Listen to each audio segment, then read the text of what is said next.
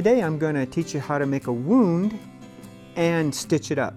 I thought that'd be kind of cool to learn. So this clay that I have here, this is NSP, Chavant NSP clay. And these are my sculpting tools. All artists have their own favorites. These are some of my own. Some I made myself, some are bought. This is guitar string. This is actually a piece from a cat brush we're going to use for texturing.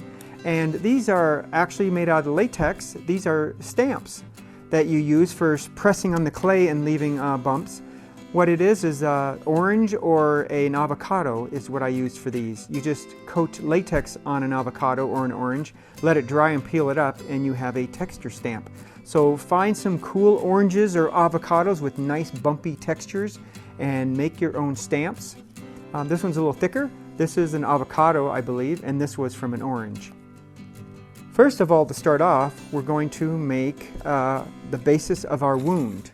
So what I'm going to do is I'm going to flatten this out. The wound that I've decided to do, which is what you should do before you even start sculpting, is figure out what kind of wound you want to make. Mine's going to be on an arm. So a slice on an arm.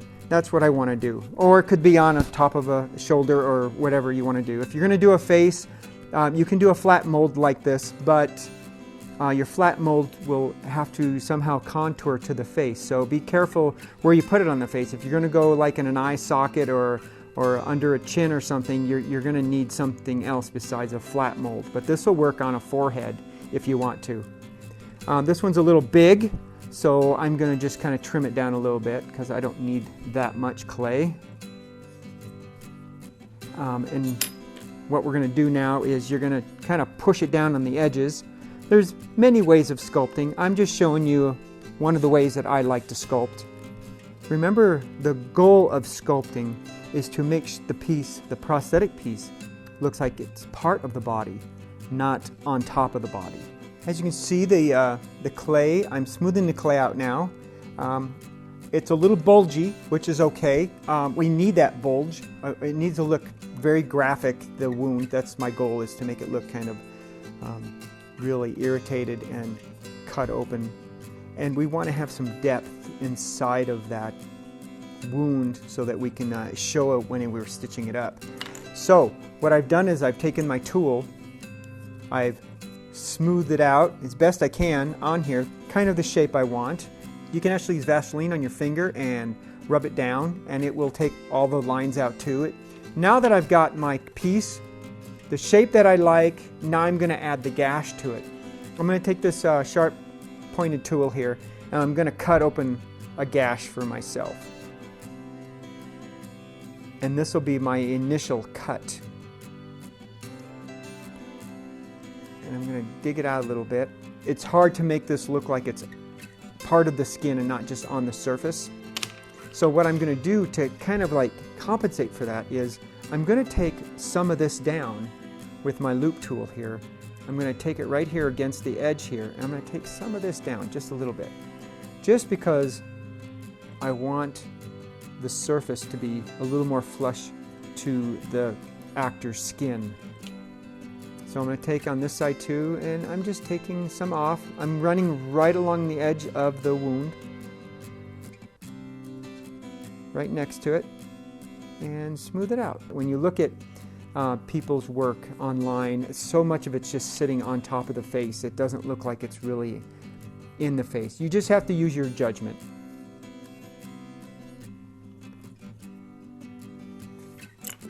Okay, now I'm going to go back to my wound and try and open it up a little bit.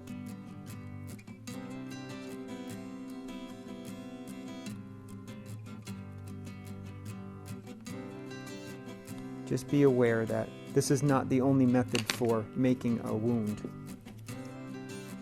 What I love about clay is you can take it away and put it back, and like now I'm taking some of that edge off a little bit. I want it to be kind of rough looking, like it was torn.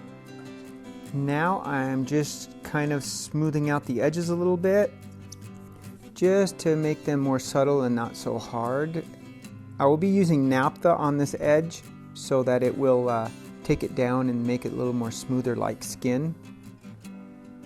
So I'm kind of digging around the edge here a little bit. I'm trying to make this this surface here a little bit thinner so it looks more natural than thick.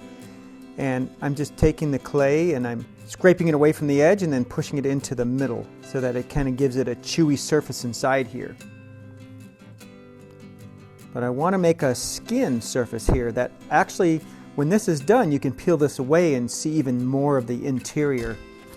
You know, it looks really rough, but I love that roughness because when I add naphtha to this, it's going to take down all that rough clay look and it's going to make it look more natural. And then after that we'll add the skin texture to it. I just want it to be subtle. You know, this is a small buildup and that will hide a lot of this raised area. Okay, I think I'm ready to apply naphtha to this. I'm using a semi-stiff brush and I'm just going to paint now. I'm just coating the whole thing with naphtha, just a layer of it. I just want it to break it all down, and I'm going to add naphtha to the center here. And what that does to the clay inside, it just kind of melts it a little bit and kind of blends it in. And this surface here, I want this skin surface to look kind of chewy, so I'm going to kind of not paint over it too much, because if I do too much, what happens is it starts to smooth out, and I don't want that too smooth. So, and because naphtha dissolves the clay. Remember, when you're using naphtha, make sure you're in a well-ventilated area.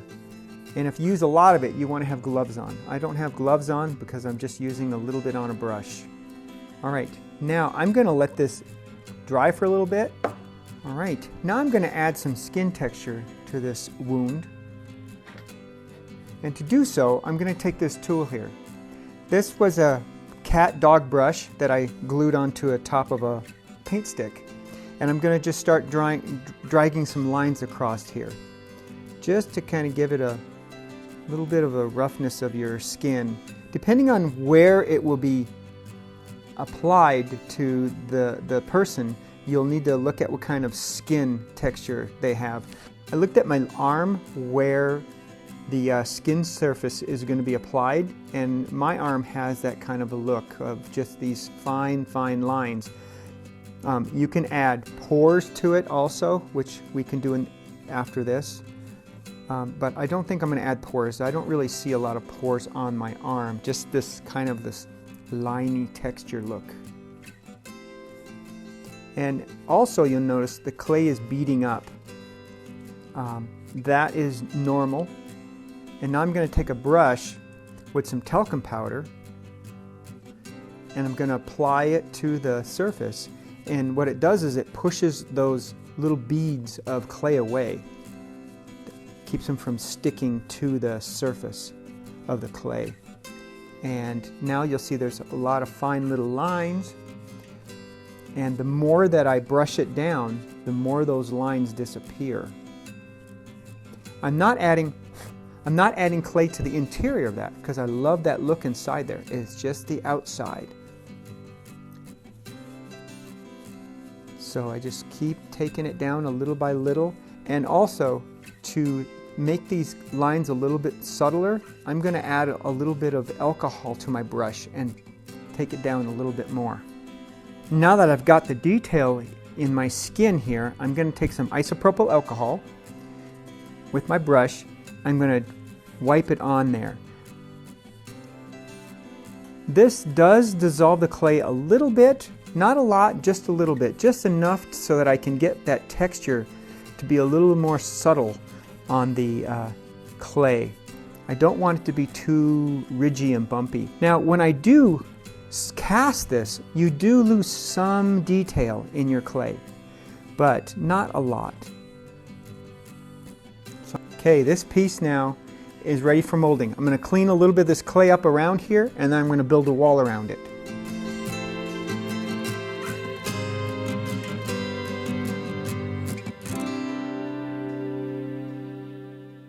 Eggehead FX. And this wall will be our retaining wall. Just make sure I don't have any air bubbles anywhere. And then you'll have a really nice mold to do your prosthetic with. Egg.